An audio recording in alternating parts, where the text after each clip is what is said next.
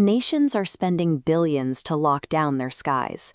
The modern era of warfare is defined by air defense systems so advanced they effectively place an invisible dome over entire regions.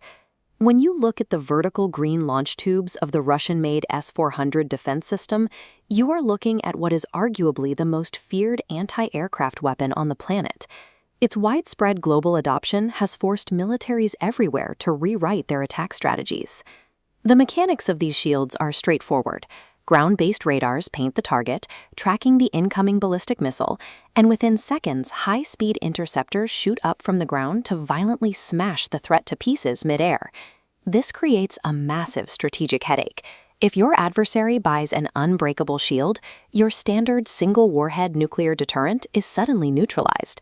They can swat your missile out of the sky before it ever reaches its target. Maintaining deterrence in this environment requires moving beyond mere speed. Survival depends on technology that collapses the mathematical logic of the entire defense grid. In early 2024, India provided its answer to that mathematical problem with a sudden, highly successful weapons test codenamed Mission Divyastra. This launch deployed a highly advanced payload concept designed specifically to blindside and overwhelm systems like the S-400, rendering them useless.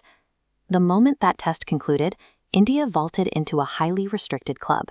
Only 5 other nations on Earth, the US, Russia, China, France, and the UK, had managed to successfully field this specific capability. Mission Divyastra is an upgrade that forcibly rebalances power dynamics. Major nations now have to interact with India, knowing their most expensive defense shields offer zero guarantee of safety. The technology that breaks the shield is called a MIRV, a multiple independently targetable re-entry vehicle. A traditional ballistic missile carries exactly one warhead to one target, but consider the MIRV. Beneath the protective nose cone, you will now find a dense cluster of independent warheads packed inside a single missile body.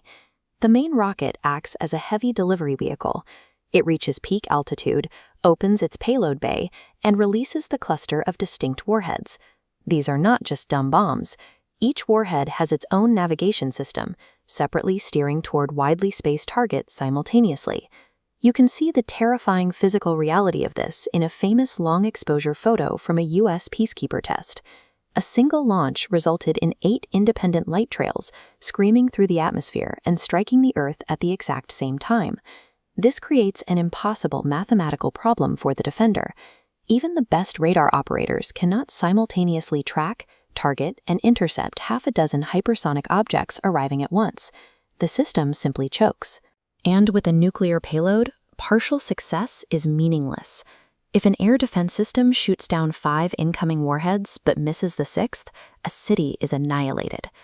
Mastering the complex physics required to successfully pull this off, miniaturizing the warheads and perfecting the release mechanisms in a vacuum, separates true global military powers from aspirational ones. Several countries claim they have developed their own MIRVs to bypass regional threats.